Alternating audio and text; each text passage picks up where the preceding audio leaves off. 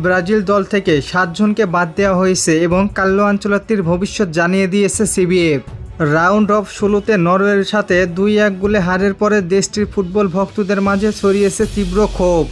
পুরো বিশ্বকাপের টুর্নামেন্টে কার্লো আনচেলত্তি বেশ কিছু সিদ্ধান্ত রাগান্বিত করে তুলেছে সেলেসাও ভক্তদের। যেমন নেইমার জুনিয়রকে বিশ্বকাপের স্কোয়াডে রাখতে না চাওয়া, এরপর বিশ্বকাপের স্কোয়াডে রাখলেও সব মিলিয়ে 2 ম্যাচে 30 মিনিট খেলানো এবং নরওয়ের ম্যাচে ভিনিসিয়াস জুনিয়রকে পেনাল্টি নিতে না দেওয়া, এই সমস্ত বিষয়ে ভুল করেছেন কোচ কার্লো আনচেলত্তি। ব্রাজিলের বিশ্বকাপ থেকে বিদায়ের পর কেন বাদ পড়লেন তা নিয়ে প্রশ্ন উঠেছে বারবার। বিশ্বকাপ থেকে ব্রাজিল বাদ পড়ায় কার্লো আনচেলত্তিকে কি বাদ দিবেন সিবিএফ সভাপতি? এই প্রশ্নের উত্তর দিয়েছে সিবিএফ সভাপতি সামির সাউদ। ব্রাজিল ফুটবলের সর্বোচ্চ নিয়ন্ত্রণ সংস্থা জানিয়েছে কার্লো আনচেলত্তি থাকবে 2030 সাল পর্যন্ত। নতুন চুক্তিতে 2030 সাল পর্যন্ত ব্রাজিলের দায়িত্ব পালন করবেন coach Carlo Ancelotti. Carlo Ancelotti দলে থাকলেও দল থেকে বাদ যাচ্ছেন 6 থেকে 7 জন প্লেয়ার।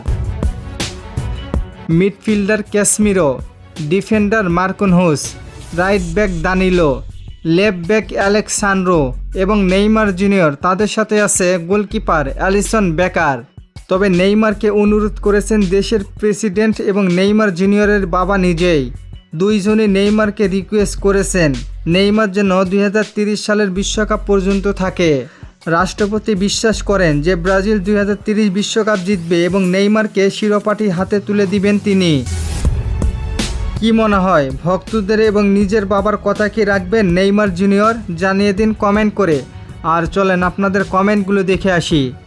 জিয়াদ ভাই কমেন্ট করেছেন নেইমার কি চাইলে 2030 ওয়ার্ল্ড কাপ পর্যন্ত খেলতে পারবে? জি ভাই, অবশ্যই পারবে।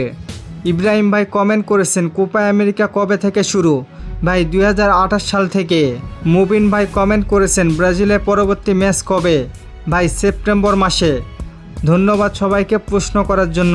আর ফুটবলকে নিয়ে নতুন কোনো প্রশ্ন থাকলে করতে পারেন, পরবর্তী ভিডিওতে রিপ্লাই করব। ধন্যবাদ।